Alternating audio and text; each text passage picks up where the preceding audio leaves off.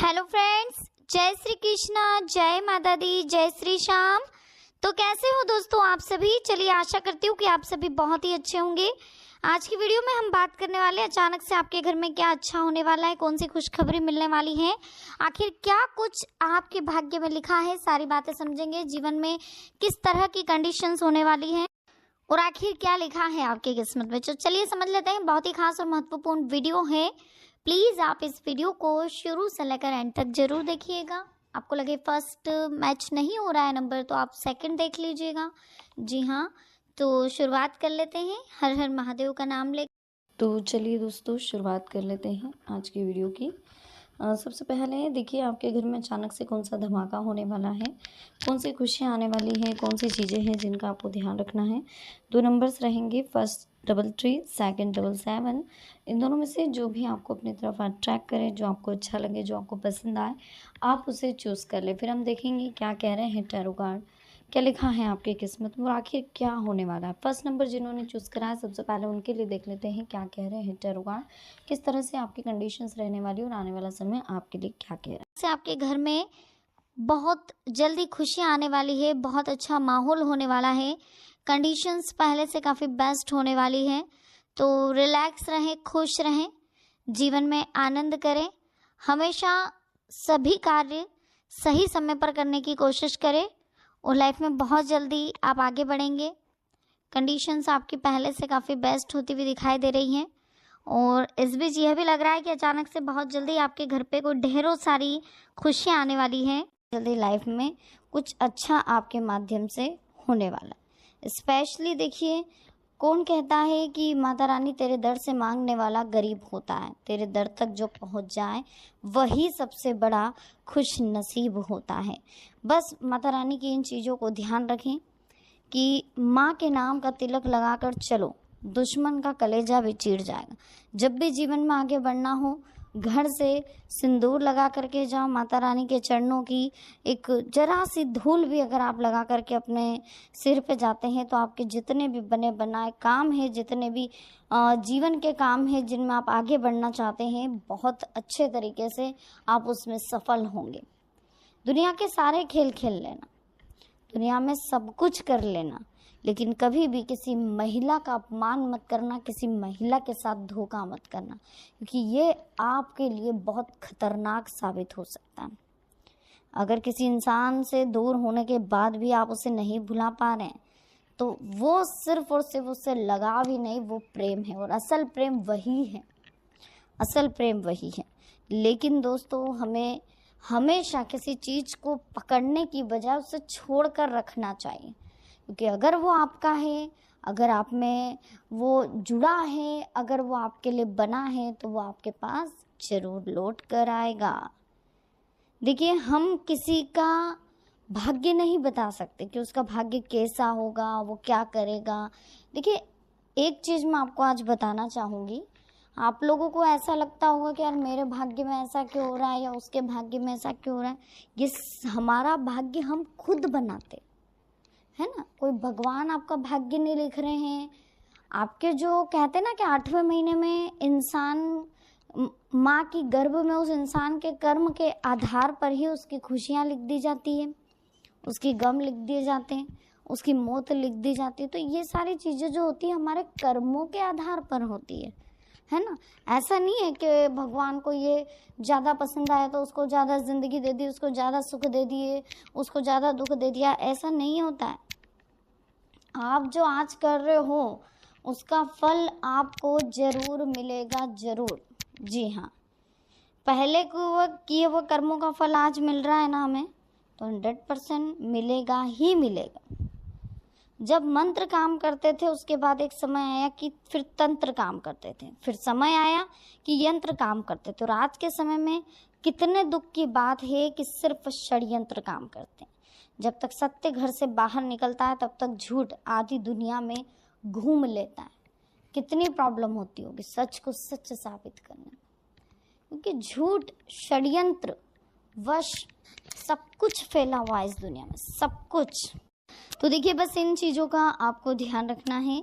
माता रानी की कृपा बनती रहेगी, इस बीच कहीं ना कहीं जीवन में थोड़ी सी मिठास रखिए और ठीक ऐसे ही जीवन में आनंद लेते रहिए। किसी को रुलाना नहीं है, विशेष करके अपने माता पिता और पत्नी जो हमारी परवाह करते हैं उन्हें हमें भूल कर भी नहीं रुलाना। और हम उनके लिए रोते हैं जो हमारी परवाह नहीं करते, जैसे कि हमारी औलाद, हम उनके लिए हमेशा रोते हैं और हम उन्हें हमेशा रुलाते हैं जो हमारी परवाह करते हैं, और हम उनकी परवाह करते हैं जो हमारे लिए कभी नहीं रोएंगे। समाज समझ में आई? ये 3 कड़वे सच समझ में आए? इनको बस ध्यान से सुनेगा। देखिए, स्त्री और मिस्त्री इन दोनों से सोच समझ कर विवाद करे, दिन का दिमाग ठनक गया तो जी हाँ, आपके अच्छे खासे मकान का नक्शा बिगड़ सकता है। बस इस बात का ध्यान करें। सोचने वाली बातें हैं कि जब आप शराब पीकर मंदिर, मस्जिद, गुरुद्वारा, चर्च नहीं जाते तो घर कैसे जाते हो, जहाँ आपको जन्म देने वाली माँ है, प्यार करने वाली बहन है, सम्मान देने वाली पत्नी और साथ निभाने वाला भाई और सहारा देने वाला पिता। घर भी तो एक मंदिर है, क्यों जाते हो? घर के लिए भी सोचो। धर्म ने कहा कि यज्ञ करो, नदी को माता मानो, वृक्ष को पूजन करो। जब तक हमने धर्म का पालन किया, हमने साफ पानी और शुद्ध हवा हमें मिलती रही। जैसे वैज्ञानिकों के कहने पर हमने धर्म छोड़ा, हमें शुद्ध पानी के लिए आरओ, स्वच्छ हवा के लिए मास्क लगाना पड़ा। फिर से सनातन धर्म धारण करो, सब ठीक हो जाएगा। और जीवन में हमेशा आप सत्य के मार्ग पर चलो। संगत से इंसान का स्वभाव पर कोई फर्क नहीं पड़ता, क्योंकि विभीषण रावण के साथ रहकर भी नहीं बिगड़ा और कैकेयी राम के साथ रहकर भी नहीं सुधरी। इसलिए हमेशा हमें जीवन में इस बात का ध्यान रखना है कि हमारे कर्म ही हमारा आधार है। हमें कर्मों को अच्छा करना, हमें सबके लिए अच्छा सोचना और सबके लिए अच्छी संगत रखनी, सबके लिए अच्छे विचार रखने, तभी हम जीवन में अच्छा कर पाएंगे। अंधेरे में अपनी छाया भी साथ नहीं देती, बुढ़ापे में काया भी साथ नहीं देती। सारा जीवन दांव पर लगा दिया जिसके लिए अंत में वो माया भी साथ नहीं देती। पता है ना आप सभी को? क्यों? फिर हम क्यों इतना टेंशन लें? क्यों हम इतने परेशान हों? पैसा भले ही शहर में ज़्यादा होगा, सुकून और शांति आज भी गांव में। सुबह की पहली किरणों से आप सभी को आज भी वहां पर राम राम बुलाया जाता होगा। तो बस इन चीज़ों का हमें विशेष ध्यान रखना है। बाकी तो समय की वैल्यू आप समझते ही हैं। रिलैक्स रहे, माता रानी का भरपूर आशीर्वाद मिलेगा। बहुत सारी ढेर सारी शुभकामनाएं आपके दरवाजे पर आने वाली। चलिए सेकंड नंबर की बात करेंगे। जिन्होंने भी सेकंड नंबर चूज करा है उनके लिए देख लेते हैं माता रानी क्या कहना चाहती है। घूमेगी घूमेगी घूमेगी, चक्रा घूमता है, फिर आएगा आपके ऊपर। फिर आएगी आपके घर में भी बहू, फिर आएगी आपकी भी जेठानी देरानी, फिर आएगी आपकी भी ननद। यानी कि कुल मिला करके जो बीज बोया है वो तो फल मिलेगा ही मिलेगा। इसलिए अभी से जो गलतियां हुई है उनके लिए क्षमा याचना करो माता रानी से। इस बार माफ़ी मांग लो। जो भी गलतियां हुई है अब नहीं दोहराएंगे, अब अच्छे से सबके साथ पेश आएंगे।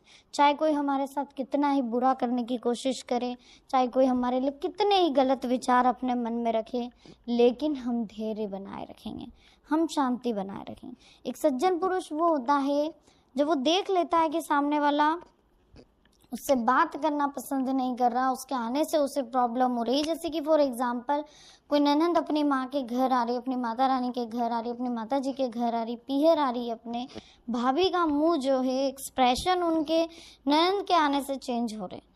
तो ये चीज़ अगर ननद को दिख रही है, उसके बाद भी अगर उसके चेहरे पर मुस्कुराहट है, क्योंकि वो सिर्फ अपनी माँ और भाई और पिता से मिलने आई है, तो कहीं ना कहीं वो ननद बिना लड़े अगर भाभी के साथ रह रही है तो एक सज्जन है।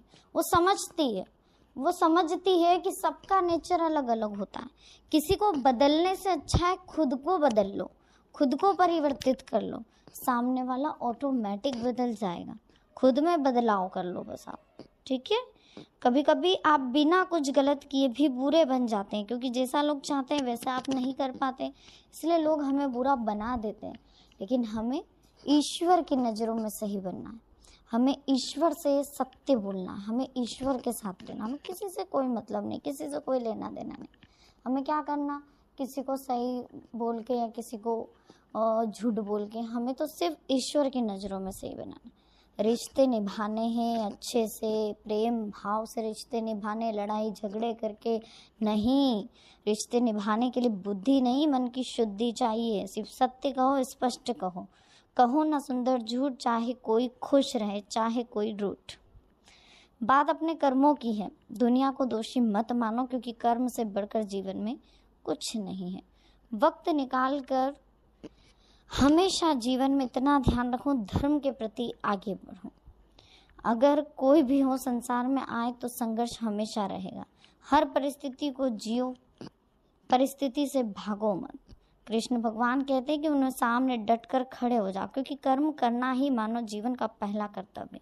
हम कर्मों से, परेशानियों से भाग नहीं सकते, उनसे जीतना है हम, ठीक है।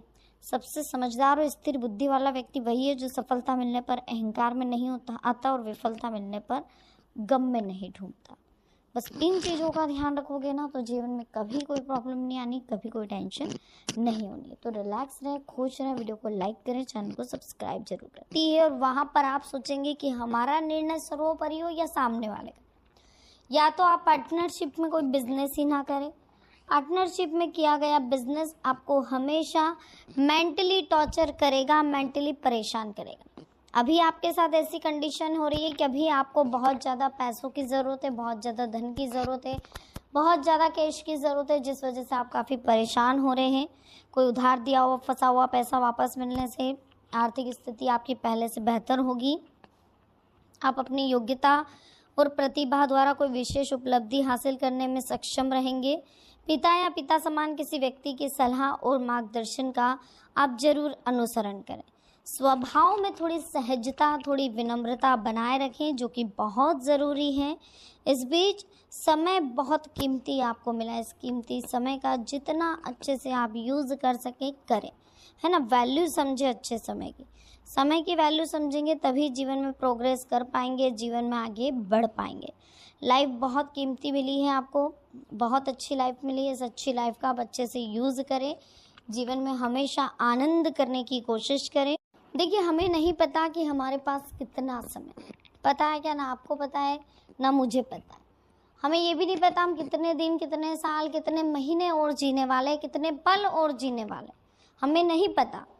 लेकिन हमें ये पता है कि हम वर्तमान में जी रहे हैं। तो जो पल हमें पता है हम उनमें इंजॉय क्यों नहीं करते हैं?